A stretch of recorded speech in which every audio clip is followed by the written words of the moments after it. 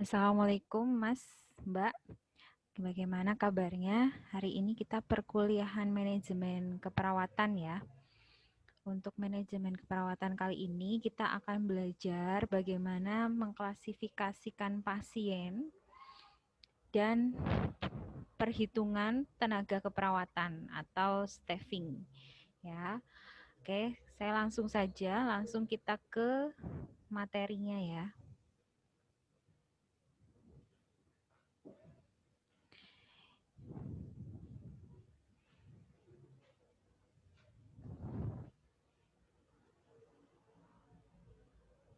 Ya, di materinya ini ada klasifikasi pasien dan bagaimana cara perhitungan ketenagaan keperawatan.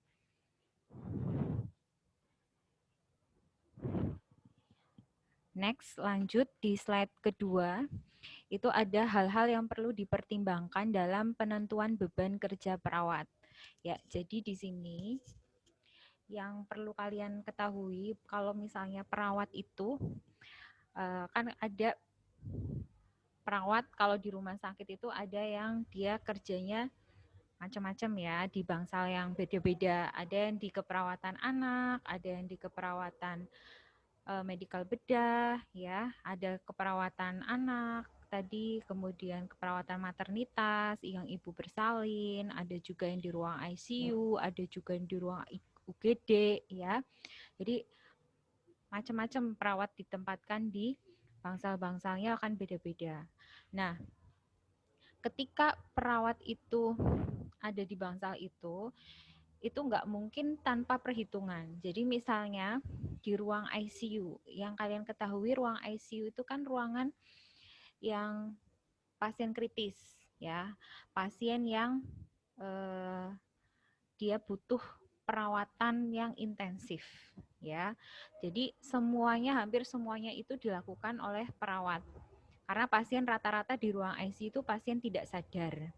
Nah, pasien tidak sadar itu perlu yang namanya dibantu oleh perawat itu secara intensif, baik dari pengobatannya, kemudian pemantauan tanda-tanda vitalnya yang harus intensif, kemudian ada juga yang kalau misalnya perawatnya itu setiap harinya memandikan pasien, BAB, BAK-nya pasien yang diurusin, itu kalau yang di ruang ICU. Nah, beban kerja perawat akan berbeda dengan yang ada di ruang keperawatan anak atau keperawatan penyakit dalam, akan beda. Jumlah pasiennya pun berbeda, ya. Walaupun di ICU pasiennya cuma 5 misalnya, ya, cuma 5, tetapi mereka itu membutuhkan perawatannya lebih intensif, ya. Justru malah perawatnya akan beban kerjanya lebih tinggi dibandingkan dengan orang yang perawatnya kerja di bangsal penyakit dalam misalnya. Nah, penyakit dalam itu contohnya gimana? Kayak hipertensi, sakit stroke gitu ya. Kemudian mungkin sakit paru-paru ya, intinya penyakit dalam. Nah, ketika perawat yang ada kerja di penyakit dalam, rata-rata pasiennya adalah pasien sadar. Nah, kalau pasien sadar berarti pasiennya yang dirawat itu tingkat ketergantungannya akan berbeda dengan yang di ICU tadi. Kalau yang di mana? Di secara mandiri, ya. Kalau yang di bangsal penyakit dalam itu bisa dilakukan secara mandiri. Misalnya ganti baju dia masih bisa sendiri, makan dia tidak disuapin. Beda dengan yang ICU tadi, dia dipasang NGT, selang makan ya, yang perawatnya ngasih susu lewat selang ya, karena pasiennya nggak sadar. Nah, tapi kalau pasien ini yang di ruang penyakit dalam, dia pasiennya sadar.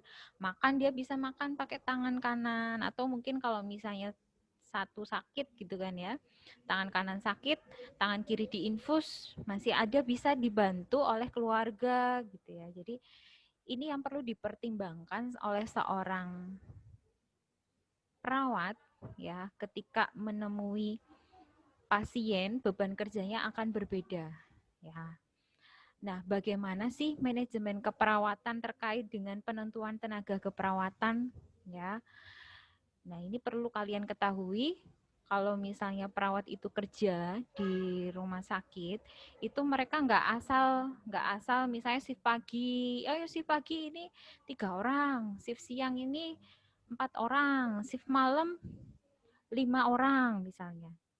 Itu nggak asal, ada perhitungannya. Nah, sebelum kita belajar ke sana, kalian perlu tahu dulu hal-hal yang perlu dipertimbangkan dalam penentuan beban kerja perawat. Yang pertama adalah jumlah klien yang dirawat setiap harinya atau per bulan atau per tahun di unit tersebut.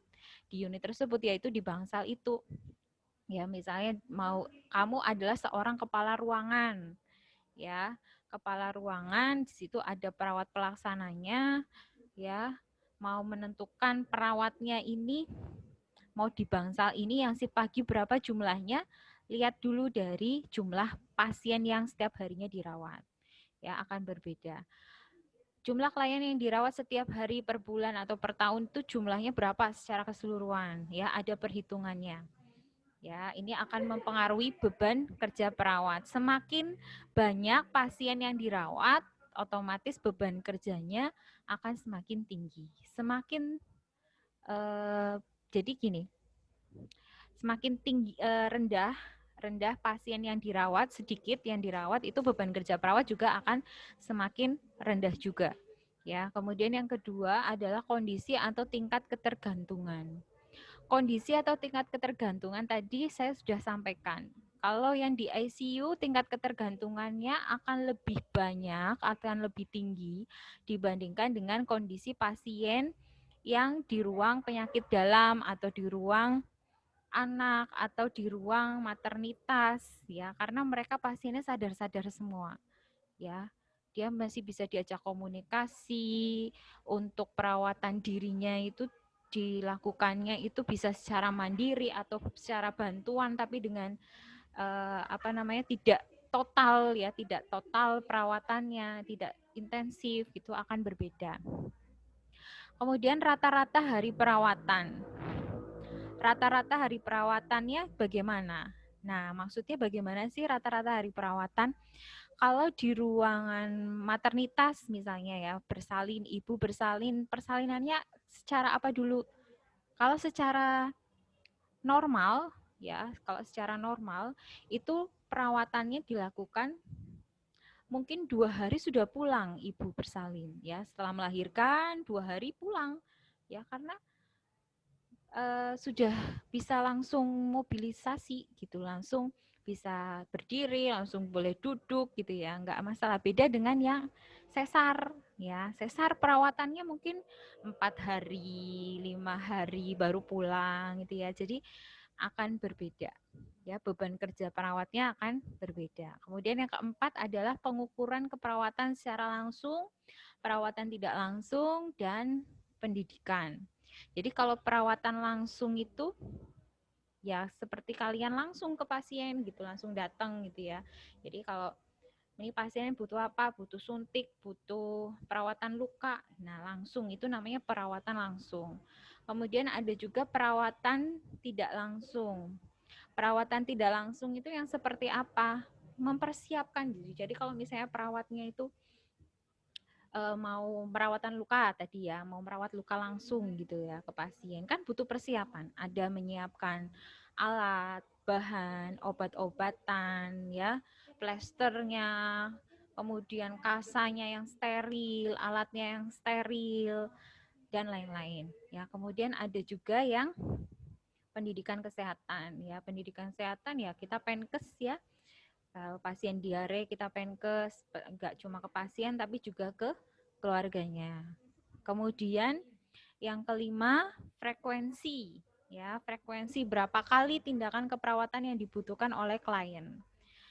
Ada yang pasien membutuhkan perawatan luka karena dia itu luka frakturnya di kaki, juga di tangan gitu, ya, luas, atau pasien luka bakar misalnya, luka bakar yang derajatnya tinggi, ya, banyak lukanya, ya, maka frekuensi perawatannya itu macam-macam, beda sama yang luka gangren, ya akan beda perawatannya dengan yang luka bangkar yang banyak, luas gitu ya.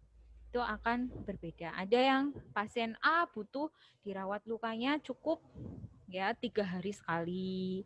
Yang perawat klien B ya perawat butuh merawat luka pasien ini setiap hari ya pagi dan sore bisa saja ya. Jadi frekuensi ini juga mempengaruhi beban kerja perawat. Kemudian ada yang keenam adalah rata-rata waktu perawatan langsung, tidak langsung dan penkes tadi. Kira-kira kalau perawatan luka itu akan lebih lama dibandingkan dengan kalau infus atau nyuntik gitu ya, akan lebih sebentar kalau nyuntik ya. Kalau perawatan luka yang luka bakar tadi derajat tinggi ya, itu butuh perawatannya yang lebih lama gitu ya. Kemudian ada tidak langsung tadi ya. Jadi rata-rata waktunya bagaimana? Yang perlu disiapkan butuh berapa lama sih untuk menyiapkan alat perawatan luka? Butuh berapa lama sih untuk menyiapkan alat untuk nyuntik ya, kan beda. Dan penkes juga butuh lembar balikah atau langsung demonstrasi ya, demonstrasi misalnya membuat larutan gula garam, oralit ya atau bagaimana ya. Ini perlu dipertimbangkan bagi seorang perawat apalagi manajer keperawatan untuk tahu bagaimana menentukan